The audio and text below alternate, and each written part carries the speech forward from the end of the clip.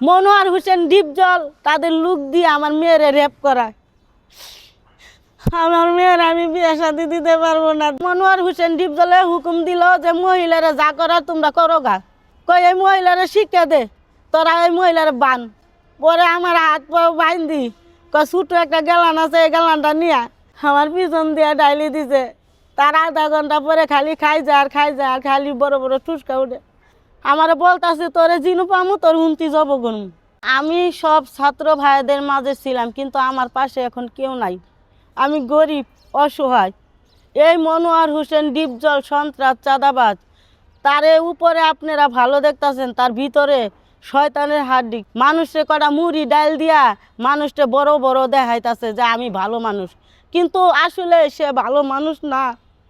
যদি ভালো মানুষ হইতো তাহলে আমি একটা গরিব অসহায়, আমি একটা অসহায় রে আমারে দেখতো।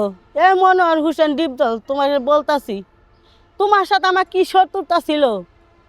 আমার টাকা আছে না, পয়সা আছে না, বাড়ি গাড়ি আছে? আমার কোনো কিছুই নাই।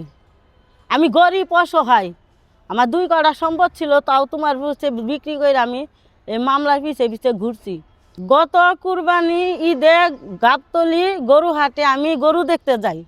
সেখানে যায় দেখি অনেক লোকজনের ভিড়। তখন আমি বলতাছি, ভাই এখানে কি হয়েছে? তখন বললো যে মনোয়ার হোসেন ডিপজল আসছে।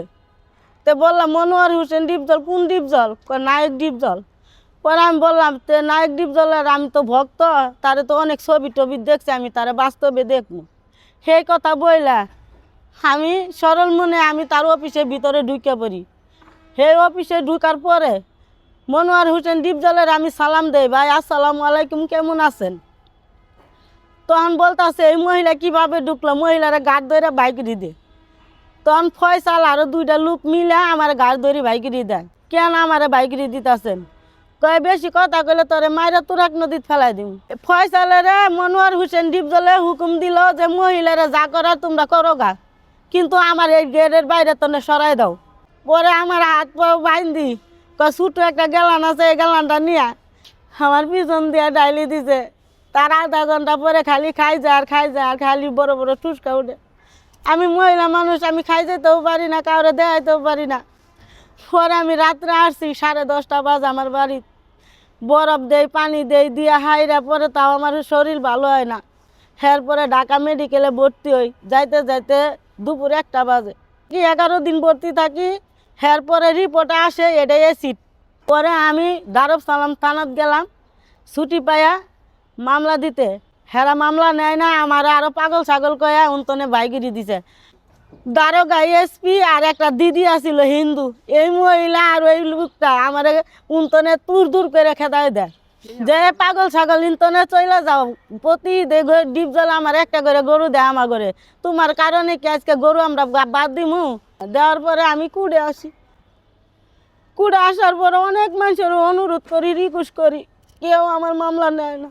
ওখানে রাষ্ট্রপক্ষের উকিল আছে, তাদের আমি হাতে পায়ে জাবরাই আসল পাইতে বিকে চাইলাম যে সবার বিচার আছে, আমার বিচারটা আপনারা কইরা দেন, যেটা ন্যায্য বিচার আপনারা যেটা প্রমাণে পাইবেন সেটা আমার বিচারটা করে দিবেন। তখন তারা মামলাটা করলো, করার পরে এই ভিডিওটা ভাইরাল হইল। ভাইরাল হওয়ার পরে তো আমি হুমকির উপরে হুমকি।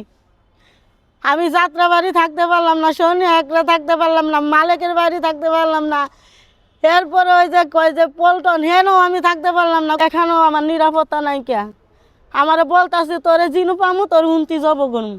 আমি শনি একটা চলে যাই। শনি একটা যাওয়ার পরে 4 তারিখে আমি একটা জিটি করি। শনি একটা যাইয়া জিটি করার পরে আমার মেয়েরে 4 তারিখে নিয়ে তাগর মনোয়ার হোসেন ডিপজল তাদের লোক দিয়ে আমার মেয়েরে রেপ করায়।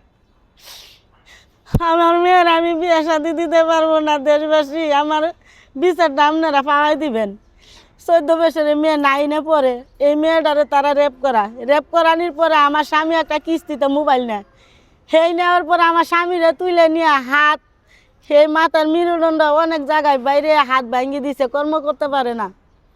আমি এখন রাত করে পান বেচা চা বেচা আমি সংসারটা চালাই। দেশবাসী আল্লাহর দুহাই আপনাদের কাছে অনুরোধ এবং রিকোয়েস্ট, আপনাদের কাছে এই রমজান মাসে পবিত্র রমজান আমি রোজা মুখে নিয়ে বলতেছি আপনারা আমার পাশে থাকুন। আমি আপনাদের কাছে ন্যায় বিচার চাই, নইলে আমার জীবন মরণ মন নাই। আমার কোন সময় মাইরে আলাবো, আমার 3টা পোলা পানি ইতিম হয়ে যাবো। এই ইতিমের কারণে আমি ভিক্ষা চাই, রমজান মাসের দিন আমার ভিক্ষা দেন, নাহলে আপনারা দেশবাসীরা আমার গলা টিপে মাইরে আলেন আমার পোলা পানস, আর নইলে আমার এই দুনিয়া বাইচো থাকা হবে না। এই মনোয়ার হোসেন ডিপজল জানে পাবে এনে আমাকে জব করবো। হাসনাত আবদুল্লাহ ভাই, আপনার 2 দিন 2 রাত কুমিল্লা খুঁজাইছি বিচারটা পাওয়ার জন্য। হাসনাত আবদুল্লাহ ভাই, আপনার কাছে যে ভিডিওটা যায় থাকে, আপনি আমার এই বিচারটা পাওয়াই দিবেন। আর তারেক জিয়া ভাই, আপনার কাছে অনুরোধ, আপনার মা জননী ছিল, দেশবাসীর পাশে ছিল, ন্যায় বিচার পাওয়াই দিবেন, এটাই আপনাদের কাছে অনুরোধ এবং রিকোয়েস্ট।